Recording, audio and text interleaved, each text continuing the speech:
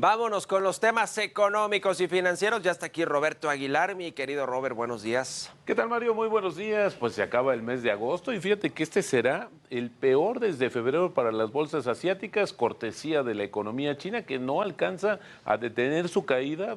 Progresivamente vemos más indicadores que hablan de la debilidad de esta economía y bueno, pues el gobierno, a pesar de dar algunos pues ayudas, alguna estrategia, pues no alcanza todavía a convencer a los inversionistas de que se podría revertir esta tendencia. También se acaban de dar a conocer unos datos muy interesantes sobre el comportamiento, el gasto de los consumidores en Estados Unidos, Mario, que es tan importante que representa 3/4 de la actividad económica estadounidense. Bueno, este sigue firme en el mes de julio, la inflación también estable y esto refuerza la apuesta de que la Reserva Federal de Estados Unidos mantendría sus tasas justamente en la reunión de septiembre. También por otra parte te comento que ya se dieron a conocer algunos datos sobre el estado de las finanzas de este país, las finanzas públicas, y ahí lo que podemos resumir, Mario, es que de enero a julio está creciendo la presión para las finanzas públicas por menores ingresos y más gastos, y esto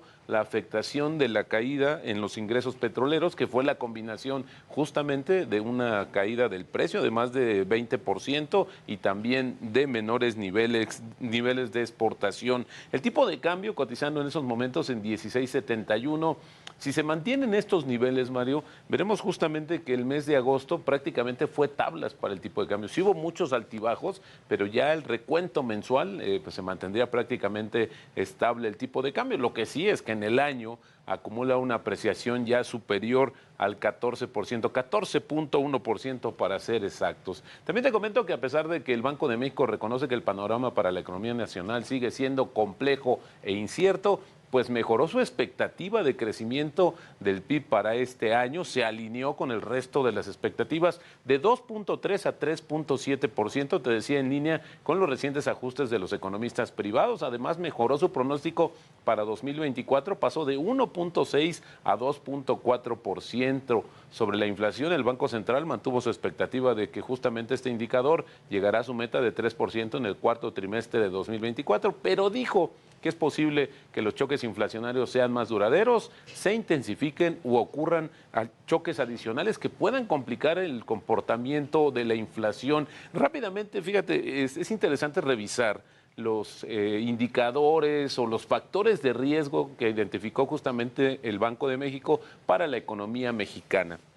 Y el primero es el comportamiento de la economía de Estados Unidos, el segundo, la volatilidad de los mercados financieros internacionales, el número 3, afectaciones del comercio internacional, número 4, que no se recupere el gasto de inversión y que esto pueda pues influir en la perspectiva de largo plazo de la economía mexicana, y como quinto lugar los fenómenos meteorológicos, los fenómenos naturales que también podrían tener alguna implicación, son los factores de riesgo que identificó justamente el Banco de México. También te comento que el paquete económico 2024 que enviará la Secretaría de Hacienda al Congreso de la Unión no contempla sorpresas en materia de impuestos, es decir, no habrá nuevos gravámenes o se van a aumentar los actuales. Esto lo adelantó el subsecretario Gabriel Llorio, que también dijo que los precriterios, Mario, van a incluir un crecimiento de entre 3 y 4% para 2024. Dice que hay un cambio estructural importante en la forma en la que México está creciendo porque hay más inversión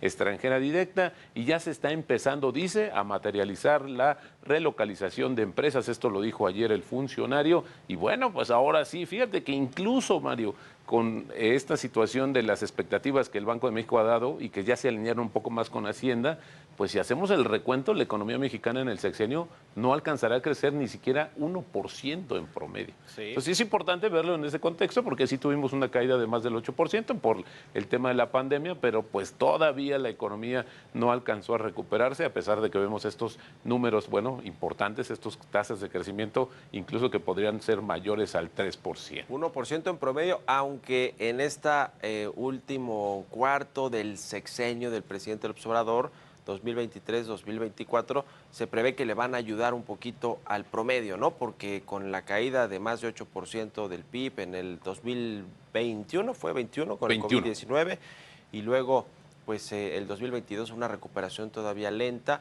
En el 2023 se dio ya completamente este rebote y además ya vinieron todos estos factores del nearshoring, de la inversión extranjera, de la recuperación del empleo, del consumo interno, de la demanda, en fin, eso mejoró sin duda alguna las proyecciones, pero si no, en una de esas se hubiera quedado hasta en cero, ¿no? Estancado por completo. Este 2023 es el crecimiento de 3% o más, le va a ayudar a compensar algo de lo perdido en los primeros 4 años. Ahora, también hay que decir que no todo fue culpa del COVID-19. En el primer año de gobierno del presidente López Obrador, la economía se estancó, no creció.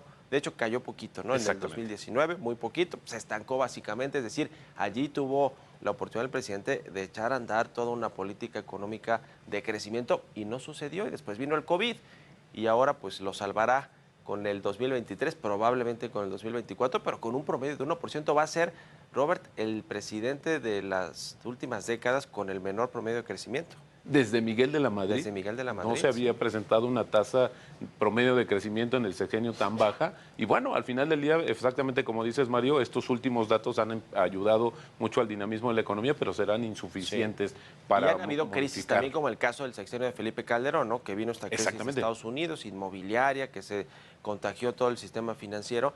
Es decir, también ha habido crisis y lo mismo con Peña Nieto, etcétera, ¿no? Hubo crisis económicas no tan profundas como el COVID, pero todos los presidentes han tenido sus propias crisis, ¿no? Tienes toda la razón, Mario. Pues ya veremos. Al final del día creo que es un buen dato que la economía mexicana mantenga este ritmo de crecimiento y ya veremos también el reto que significa para el siguiente sexenio. Rápidamente te comento, Mario, que la ola de la inteligencia artificial, pues hemos dicho, no tiene barreras, no tiene fronteras. Y un tema interesante tiene que ver con el sistema internacional de cotizaciones, esta parte de la Bolsa Mexicana de Valores, donde puedes comprar desde México valores justamente que están cotizando en muchas otras partes del mundo. Y fíjate que es interesante porque las 10 emisoras que tienen la mayor demanda y que están relacionadas y tienen la mayor exposición justamente al tema de la inteligencia artificial son Nvidia, Meta, Salesforce, Tesla, Microsoft, Apple, Amazon, Alphabet, Oracle y Adobe. Son las empresas que más están comprando desde México a través del SIC